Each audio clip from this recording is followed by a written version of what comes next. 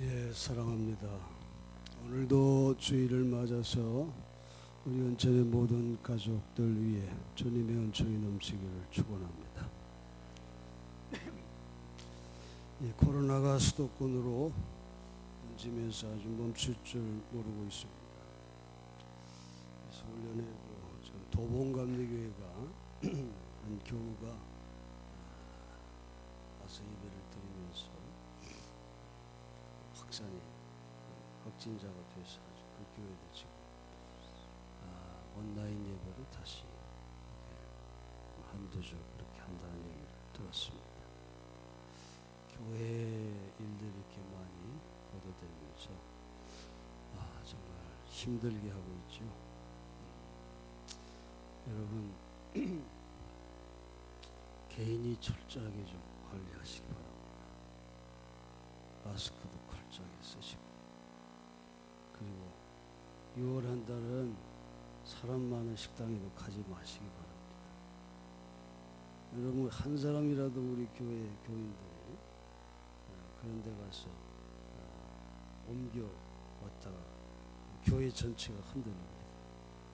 자체가 흔들립니다. 좀 힘들더라도 지금도 마스크 다 쓰시고 힘들더라도 다 쓰시고 6월 한 달 사람 많은데 좀 가지 마시고, 특히 우리 자녀들 청년들 억적 당부해서 그런 일이 없도록 한 달 좀 잘 자기를 지키고, 여러분 나를 지키는 거는 가족을 지키는 거고 이웃을 지키는, 교회를 지키는 거죠. 그렇죠? 나를 지키는 것이 그렇습니다. 여러분 그럴 방법밖에 없어요. 우리 인간의 할 수 있는 한계가 있잖아요.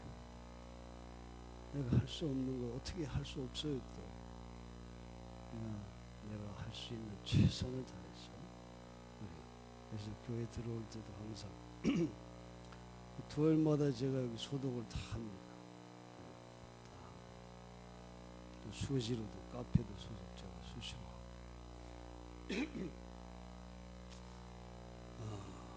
그래서 이거 한번 여러분 자신을 잘 방역수칙 잘 지키고 교회 올 때도 철저하게 수칙을 잘 지켜서 그렇게 잘 관리를 해야 될 것 같아요. 지난주일 우리 성령 강림주일로 성령의 열매를 생각하면서 참된 성령의 역사를 생각하며 은혜를 우리가 나누었는데요. 오늘 아침에는 그 연장선에서 본문을 통해서 우리가 잘 아는 예수님 변화된 변형의 사건, 이 말씀을 통해 변화산에 올라가자, 이런 제목으로 은혜를 나눠보려고 합니다. 오늘 본문은 십자가의 고난을 앞에 두고 예수님께서 베드로와 요한과 야고보 이 세 제자를 데리고 높은 산에 올라가서 제자들에게 아주 필요한 체험을 시키신 그런 말씀으로 본문에 있습니다. 주님의 얼굴이 변했습니다. 놀랍게 찬란하게 옷이 또 눈부시게 그렇게 희고 빛나는 그런 모습. 그리고 더 놀라운 것은 옛 성인인 모세와 엘리야가 나타나서 예수님과 더불어 대화를 나누는 그런 모습. 그리고 그 대화 내용은 예수께서 예루살렘에 올라가셔서 이루실 사명에 대해서, 곧 예수님의 죽음에 대한 말씀을 그 셋이 나누고 계시는 그런 광경. 예수의 그 변화된 그 찬란한 모습을 보고 제자들은 너무 황홀하고 기뻐했다 그랬어요.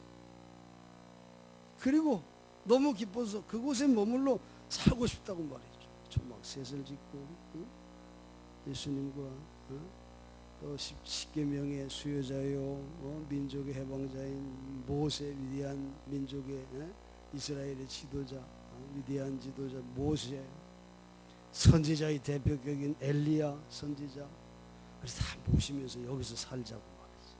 그렇게 얘기하잖아요. 그때였습니다. 그 순간 구름이 산을 덮고 구름 속에 음성이 들려왔다 그랬어요.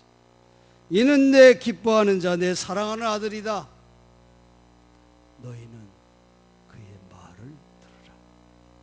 너희는 그의 말을 들으라. 그런 음성이 들렸어요.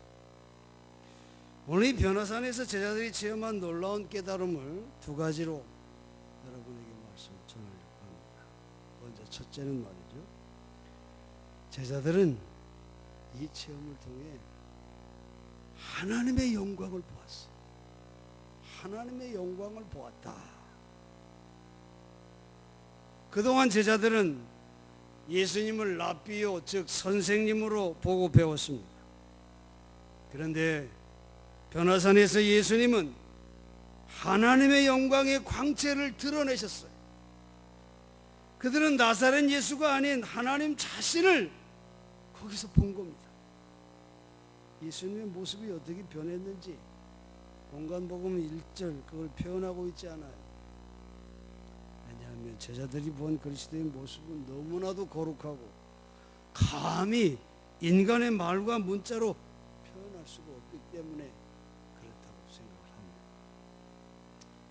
성도 여러분, 여기서 우리가 기억해야 할 것은 제자들은 이 경험을 통해서 예배의 참뜻을 체험했다 하는 것입니다. 여러분, 예배가 무엇입니까?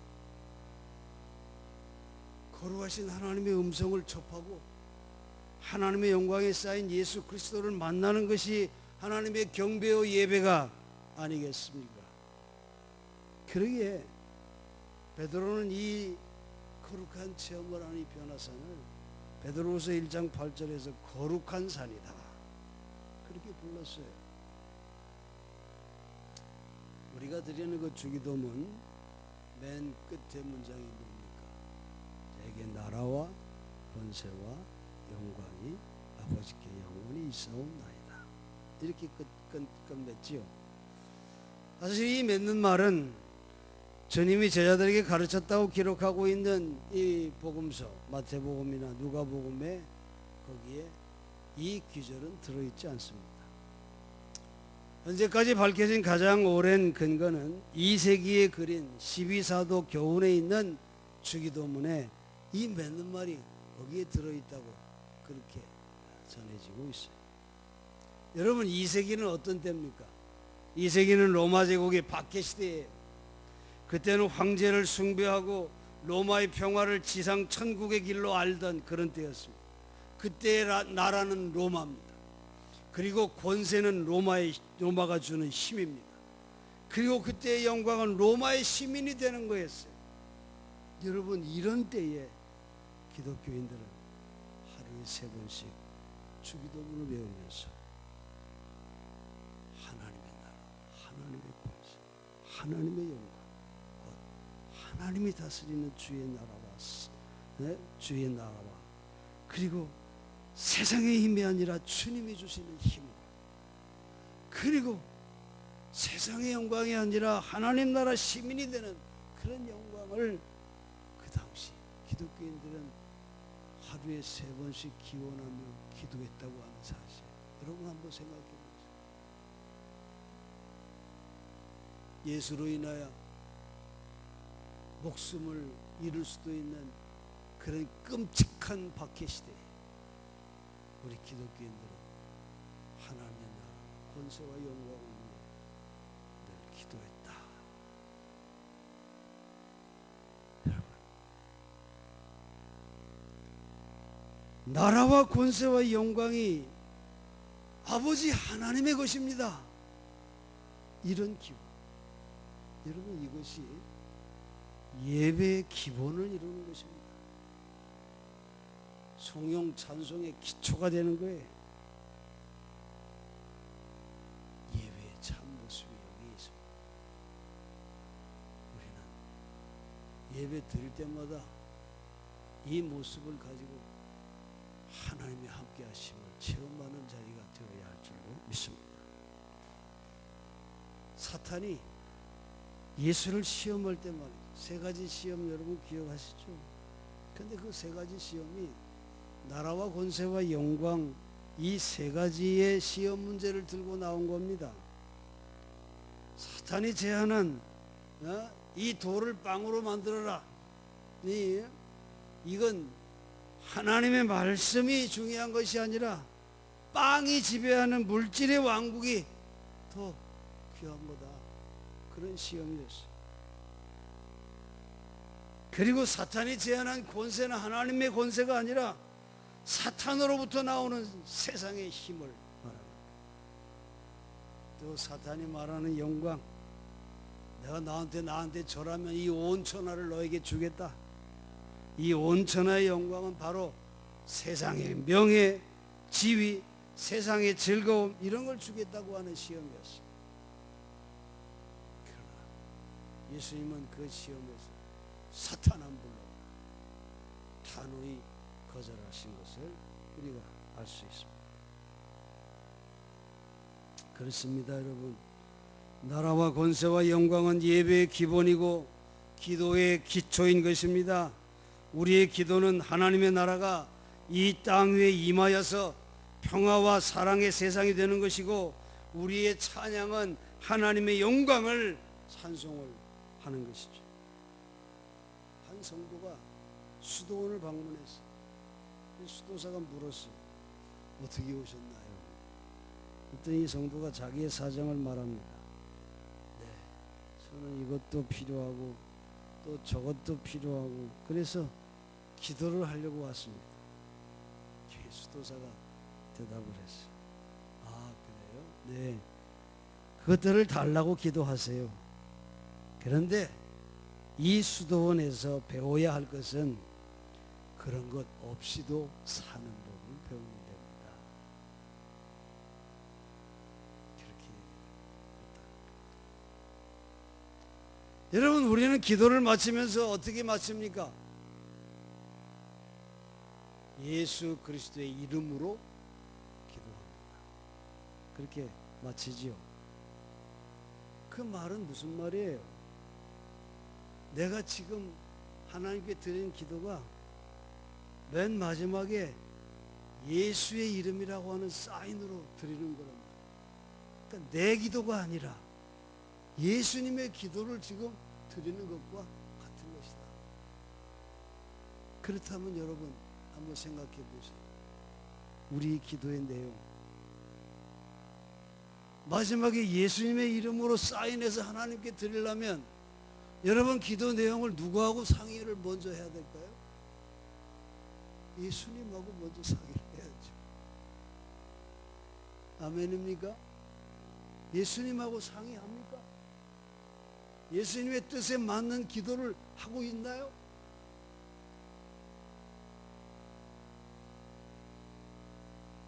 만약에 예수님의 뜻이 무엇인지 예수님과 상의하지 않고 그걸 살피지도 않고 기도한다면 우리의 기도는 명의 도용이 되고 말입니다. 누구의 이름을? 그렇습니다. 예수의 이름. 예수님과 아무런 상관이 없는 너절한 자기 욕망을 토해내고는 그 마지막에 거룩한 주님의 이름을 붙인다고 하는 것이, 여러분 어떻게 생각합니까? 나라와 권세와 영광이 아버지의 것입니다. 이렇게 예배하는 하나님의 자녀의 모습이 예수님의 이름으로 기도합니다 하고 기도를 자기의 욕망과 자기의 탐욕으로 가득한 그런 기도를 드린다고 한다면 얼마나 가증스러운 모습이 아니겠습니까? 우리의 모든 자랑 십자가에다가 다 바쳐 버리고 오직 하나님께 영광과 찬송을 바치는 것이 올바른 예배임을 우리는 기억해야 합니다. 이런 예배의 참 뜻을 변화산에서 제자들이 체험했다고 하는 것입니다. 여러분, 우리가 하나님 앞에 예배를 드릴 때마다 여러분의 예배의 자리가 변화산의 자리가 되기를 간절히 축원합니다.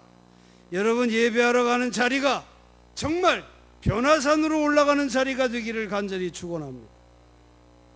두 번째로, 제자들은 변화산에서 세상을 향한 사명을 깨달았다고 하는 사실입니다. 여러분, 그들이 산 위에서 어떻게 제안해요? 여기서 초막 짓고 살자고. 그렇게 재현한 것은 주님의 사명을 이해하지 못한 실수임을 우리가 알 수 있습니다. 성경은 하나님이 세상을 이처럼 사랑하사 독생자 예수 그리스도를 주셨다고 했습니다. 이 독생자 예수는 세상을 위하여 오신 분입니다.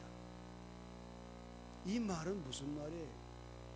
주님을 따르는 제자들도 세상 속에 들어가서 맡겨진 사명을 감당하는 자들이 되어야 한다고 하는 뜻 아니겠어요?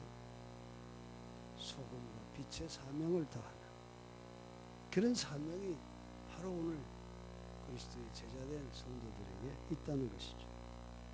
제자들이 산 위에 초막을 짓고 주님과 모세와 엘리야를 모시고 사는 그런 황홀한 은혜의 생활을 꿈꾼 것은 하나님의 뜻에 맞지 않는 빗나간 신앙생활의 모습임을 우리는 기억해야 합니다.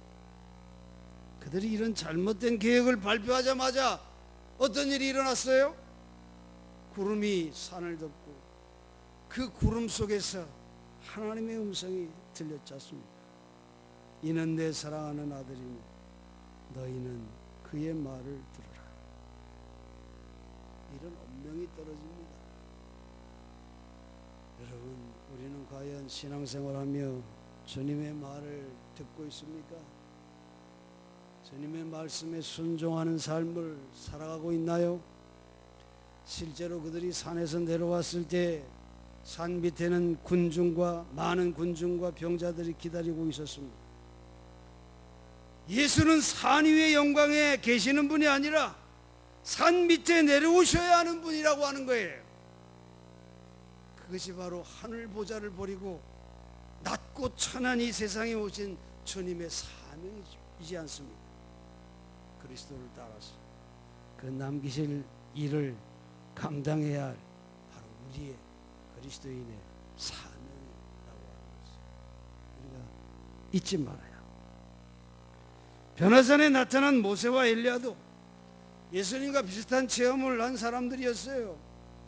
모세는 높은 시내산에서 하나님의 십계명, 계명을 받고 모세의 얼굴에도 광채가 나는 그런 은혜의 체험을 그도 했습니다. 그러나 모세는 그 황홀한 은혜의 산에 머물러 있을 수가 없었습니다.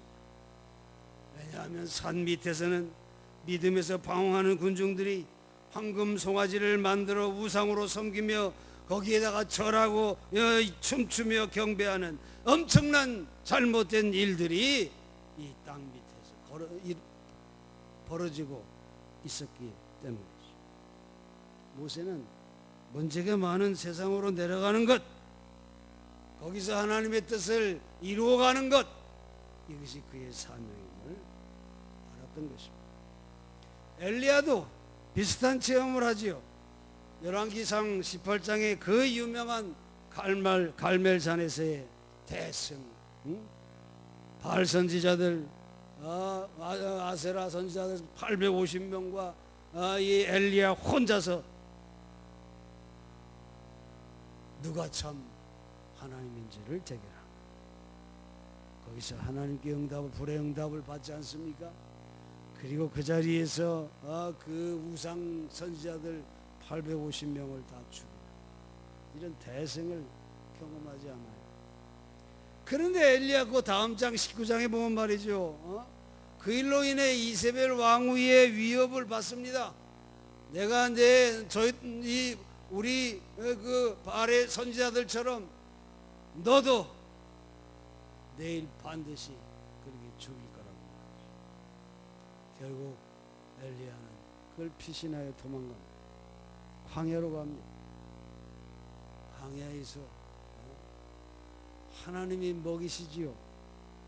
그리고 천사의 손에 이끌려 40주야를 걸어 하나님의 산 호렙에 엘리야가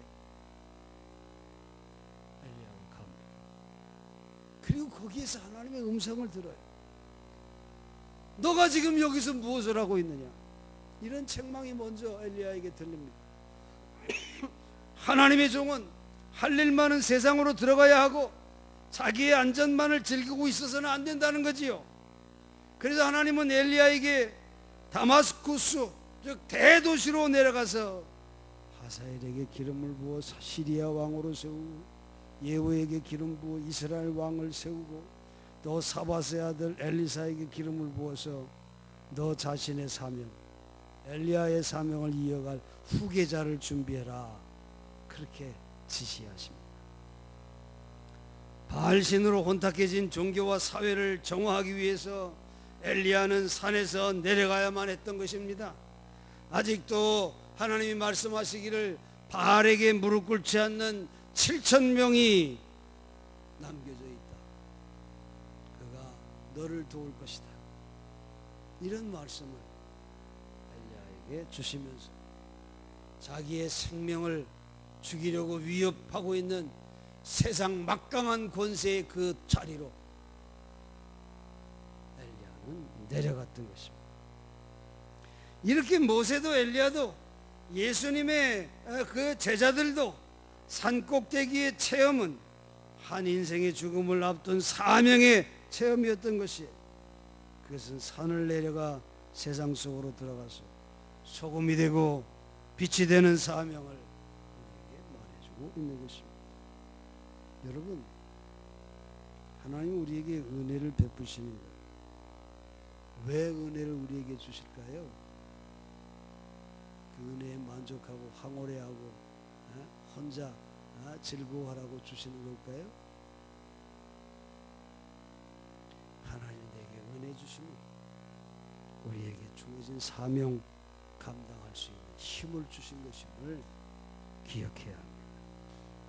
여러분, 우리가 기도하고 그리고 성경 말씀을 공부하고 그래서 하나님의 은혜를 받고 하나님의 뜻을 깨닫고 이렇게 체험하게 해주신 것은 자기 만족에 빠져 있으라고, 그래서 기도원에 가서 살라고, 그리고 말씀 공부하는 곳 여기저기 찾아다니면서 너 혼자의 영적 만족에 빠지라고 주시는 것이 아니라 세상에 내려가서 나의 삶 속에서 또 내 직장에서 내 사회생활 속에서 맡겨진 하나님의 자녀된 사명을 감당해야 한다고. 그래서 우리에게 은혜를 베푸신다고 하는 것을 잊어서는 안 됩니다. 어떤 사람은 은혜에 빠져가지고 쟤들처럼 그 황홀한 순간에 계속 있고 싶어서 툭 하면 기도원 가서 사는 사람이 있어. 우리는 어디에서 살아야 됩니까? 죄 많은 세상에서 빛이 돼야 소금의 역할을 감당합니다. 그런데 힘듭니다. 그 영적으로 자꾸 힘이 빠져요. 그럴 때 힘을 얻기 위해서 가는 것입니다. 그래서 힘을 얻고 다시 내 삶의 현장에서 맡겨진 사명을 감당. 그러기 위해 하나님의 말씀을 배우는 거 아니겠어요?